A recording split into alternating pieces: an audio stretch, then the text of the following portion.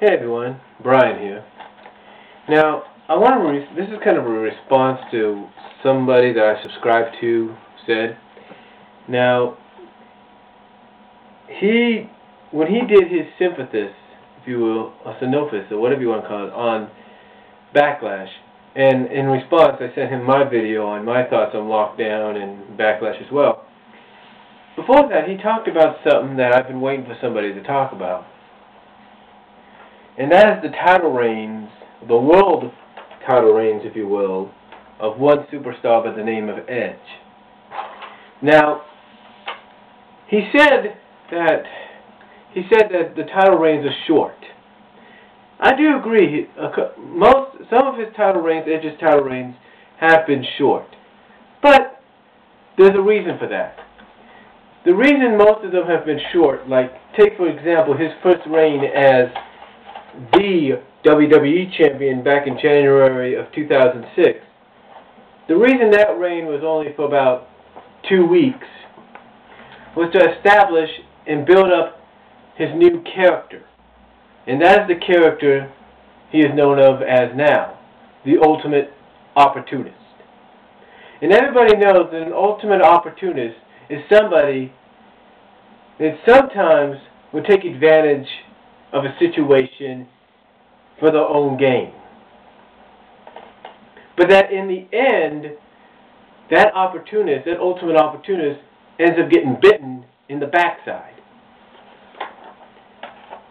So that is why his title reign, like I said, his first reign as WWE champion came to a short end after 2 weeks. Now, his second reign as WWE champion lasted a little longer. It lasted from, I think, July to September. So you're talking about 2.5 months, about 3 months. Then after that, he went on to team with Randy Orton, became World Tag Team Champions, feuded with DX, and did all that. But afterwards, in 2007, he defeated Mr. Kennedy for Mr. Kennedy's Money in the Bank briefcase, cashed it in that week, or the following night, against a beaten and battered Undertaker, just as he had done with John Cena the year before, and went on to win his first World Championship, World Heavyweight title. Now this title reign, believe it or not, lasted until at least July, when he had to relinquish the title due to injury. Now, of course, we all know what happens next. July, August, September, November, December. July, August, September, October, November. About 5 months later, he returns, right, from injury. He returns, and then it's revealed on how he returned, on how he got into the Hell in the Cell to help Batista beat The Undertaker, and then get his opportunity to become champion a month later, all thanks to his on-screen relationship with Vicky Guerrero. And that because of that, his second reign as champion, World Heavyweight Champion, lasted from December to March. So that was about, December, January, February, March. About almost 4 months he was World Heavyweight Champion. Now his relationship with Vicky Guerrero was to build up on the fact, it was to continue to build his ultimate opportunist gimmick as somebody that's willing to do whatever it takes to be champion, even if it means, in the eyes of many fans and superstars, storyline-wise, even if it means manipulating someone like Vicky Guerrero and making her believe that he loves her, truly loves her, and even going as far as to marry her, just to ensure that he has somebody watching his back and always making sure that this title is around his waist. Now, he and Vicky, believe it or not, did everything they could in 2008 against The Undertaker. Undertaker won the title, he retained it at Backlash, and then after retaining it, Vicky strips him of the title. Now you might think, okay, Vicky, now at the time, I'll admit it myself, I thought WWE was going to have to strip him of the title and then later on in the night or the next week, award the title to Edge. That's what I thought was going to happen.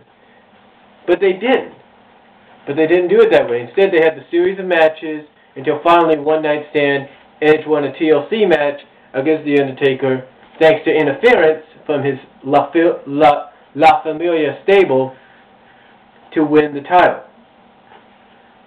However, his third reign as champion wouldn't last long because CM Punk on Raw would cash in on a wounded Edge after Batista, who had been drafted to Raw the week before, came out, beat down Edge, and thus allowed CM Punk to cash in Money in the Bank and become World Heavyweight Champion. Now, you might say, okay, that's his last reign as World Champion, right?